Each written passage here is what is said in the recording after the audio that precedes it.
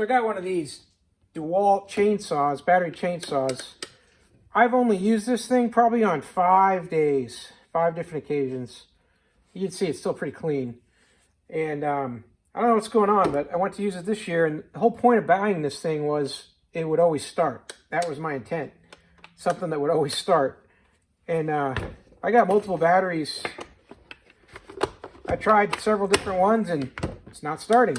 So I don't know what's going on. I'm going to take this thing apart and see if some of these electrical contacts, hopefully it's just something in that safety right there,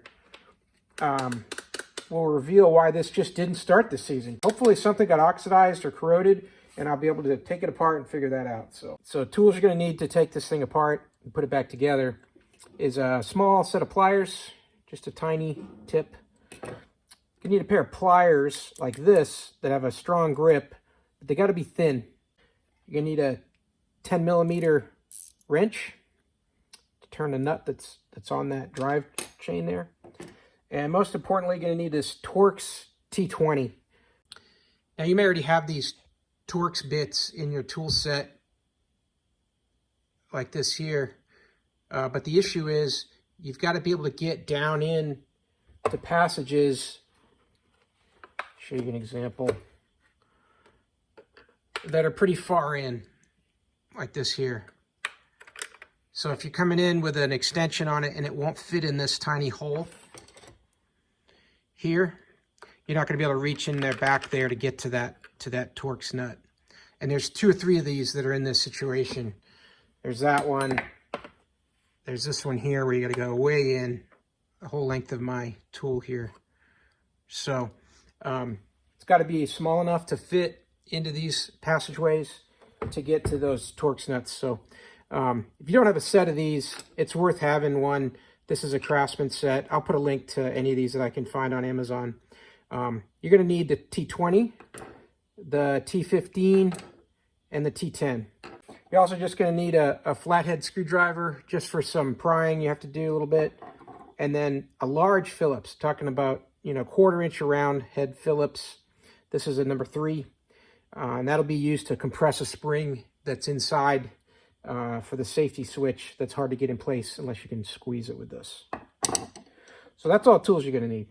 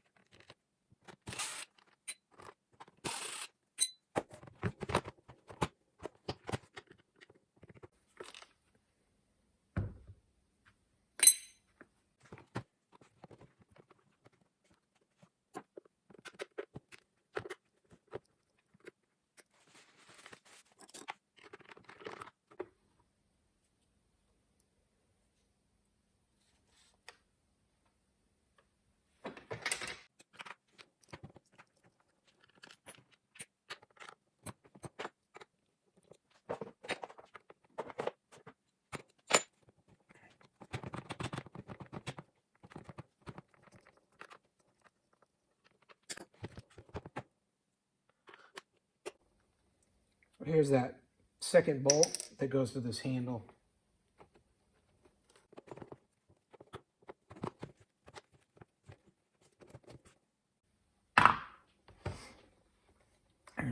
Now watch out when you unbolt these and tip it over that this tension mechanism doesn't fall down on the ground or something. Quite a few sliding parts in here that make that thing work. I'm just going to head and take it out and set it down.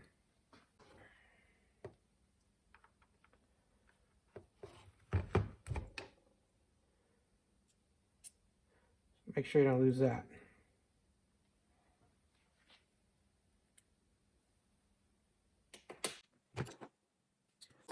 Screws all over this thing.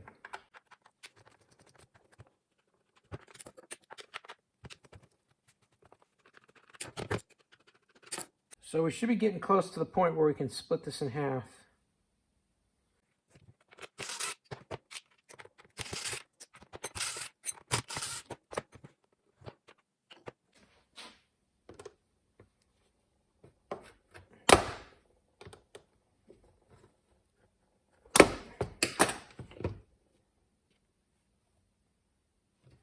So it looks like this rod must go all the way through for the brake. So I'm just going to try to pull that out. Yeah, it's coming out slowly. All right.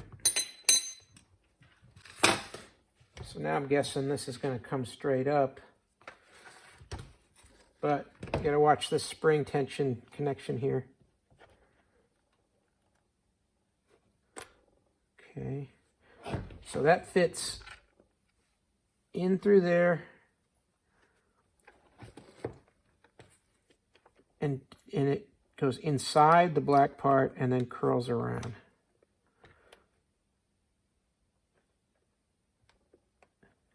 It's going to be, looks like it's going to be tricky to get that back in there.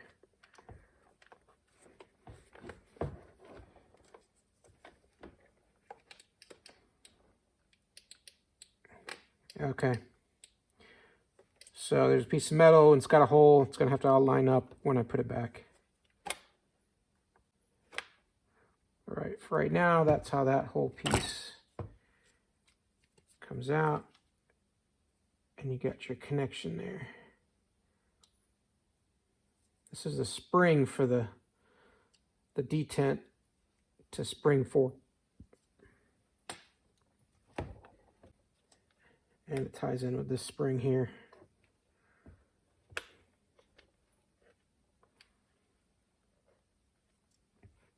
This just slides out.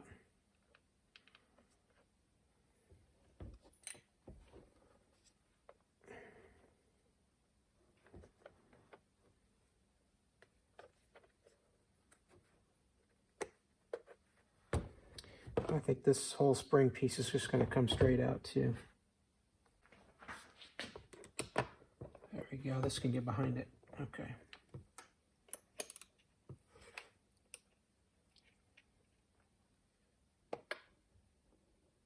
Man.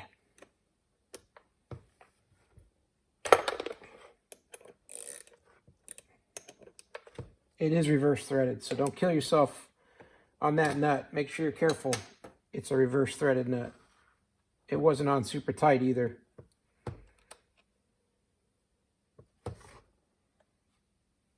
Don't lose it either. I have a hard time finding a reverse threaded bolt like that. So you got the brake wrapped around the wheel here. Gotta be careful trying to get it all to come up and not wreck something.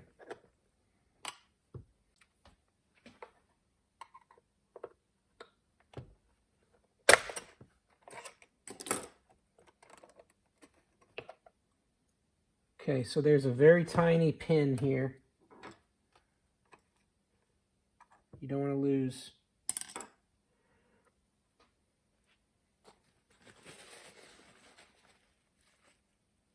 Very tiny pin that's holding.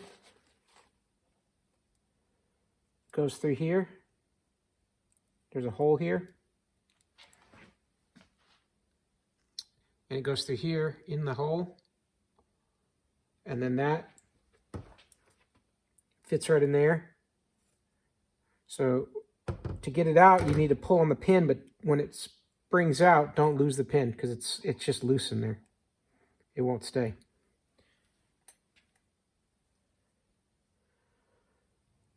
And that just wraps around the drive wheel there, and it all presses in place into that plastic. All right, now that's what I should have done first, is do that. Then this will just come right out, this drive wheel.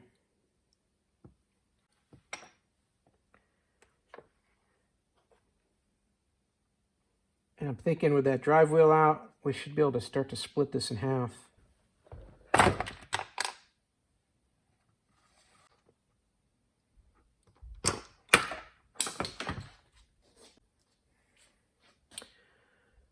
So here is the safety detent that you push before you hit the trigger.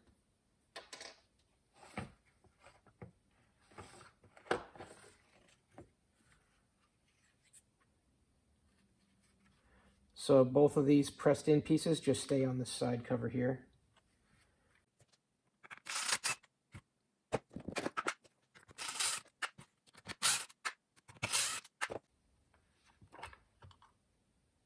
So here's what's inside that cover, but you really don't need to mess with these gears at all. So I'm just going to set the cover right back on and try to keep it on.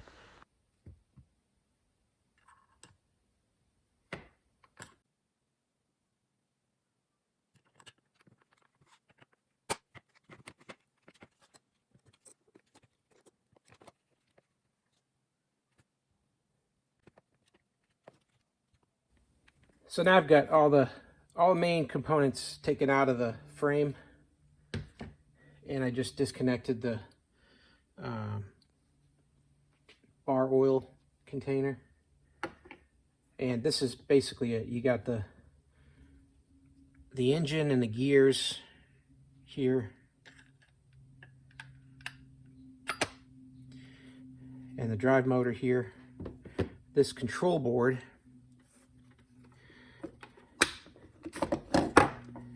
and then your entry point for the battery here. Two other pieces that are really important: this safety switch here. This makes sure that the safety handle is in the right orientation to start. And then your switch, trigger switch here. So with my situation here, I put the safety switch in, pull the trigger, still don't get any action from it. So I'm hoping the problem's as simple as replacing this switch here. And if not, then I'm having to go to DeWalt, because this looks like proprietary stuff and I don't think I can just buy this off the shelf. Same with here. These two capacitors here, they look fine. They don't look blown.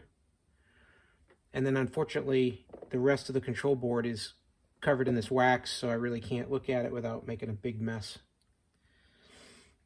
So the easiest thing I could test is there continuity through here when this switch is engaged. So I'm going to go ahead and test that with this multimeter.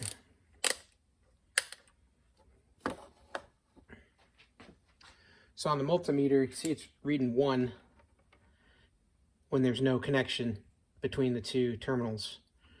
And now if I connect them, it'll drop down to 0. So that tells me got a good connection all the way through the circuit when it leaves the 1 and goes down to 0.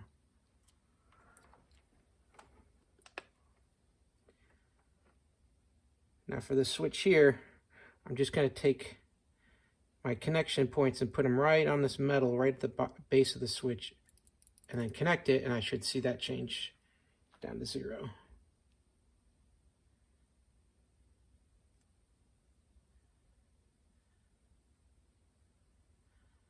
All right.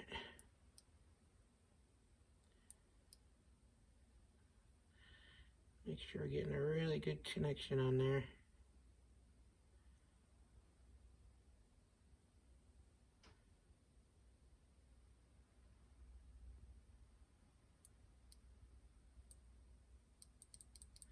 All right, so I guess we're going to get lucky on this one. It appears to me that right in here is where we're getting a bad bad switch here. It's not making that bridge for these two wires, which is telling the control board, go ahead and give it power. So what I'm going to do is just find the part number off the side of this guy here and go ahead and look for this little leaf switch and get that replaced. Okay, so now we got the new leaf switch in. And now when I go to these same two terminals and push, I'm getting a change from 1 down to 0. So now we got a connection going through the circuit. Go ahead and get this put back together.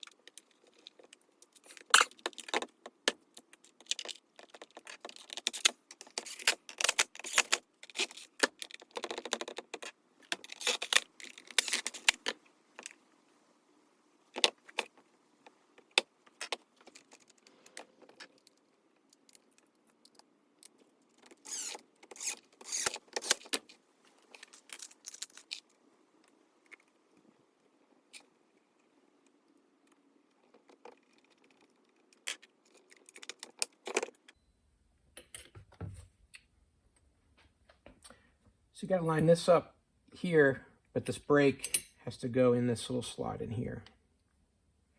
Then you run the pin through.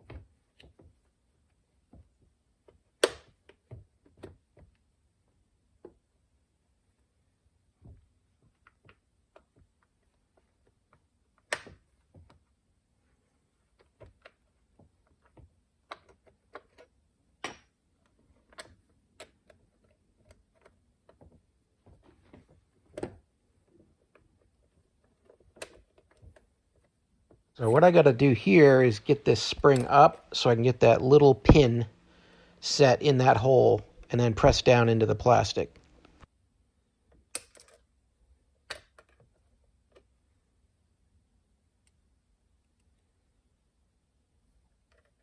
And as you can see, it's a bit of a pain trying to get that tiny pin in there.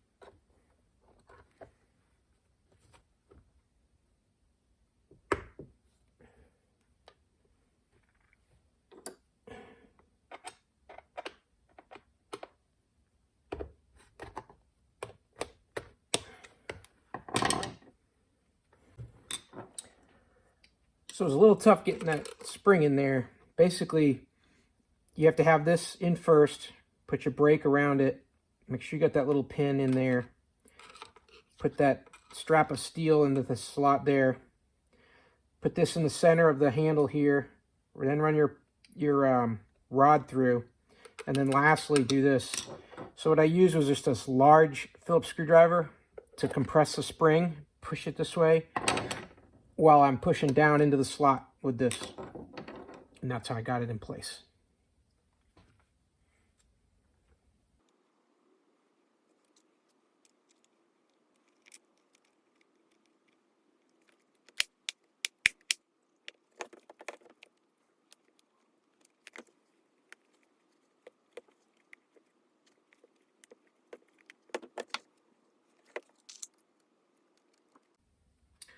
Remember, this bolt is a reverse thread. Counterclockwise to tighten it.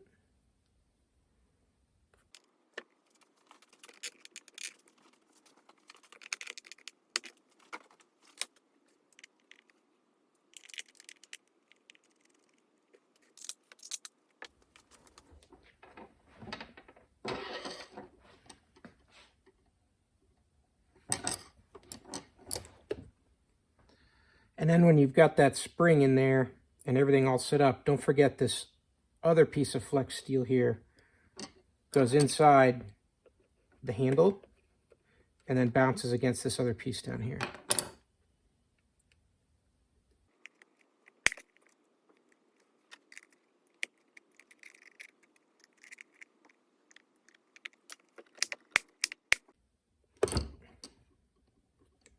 There we go. So now we've got everything underneath the cover in place. Go ahead and put the cover on now.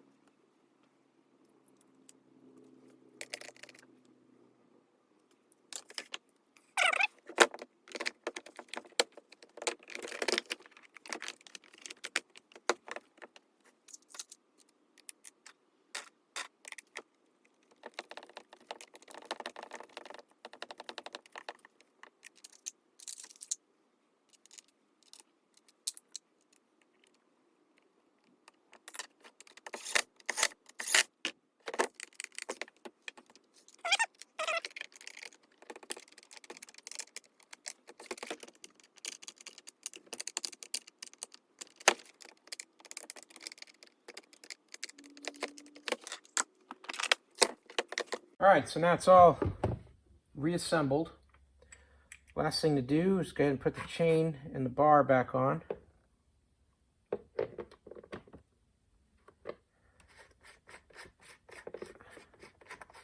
So I'm going to put this chain adjustment all the way to the back to give me some slack.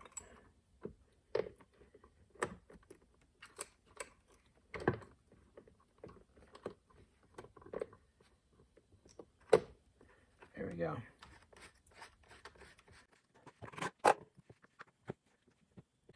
All right, so I got the chain on there.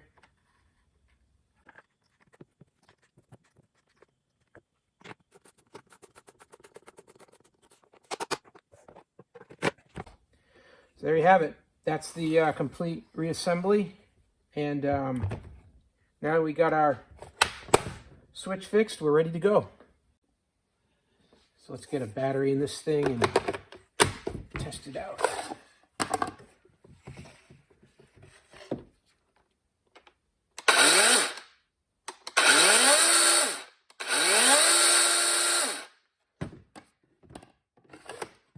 All right.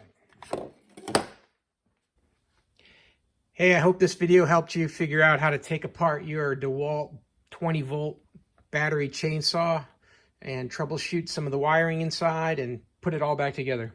And if it did, please give the video a thumbs up. That'll help other people find it as well. And as always, have a great day.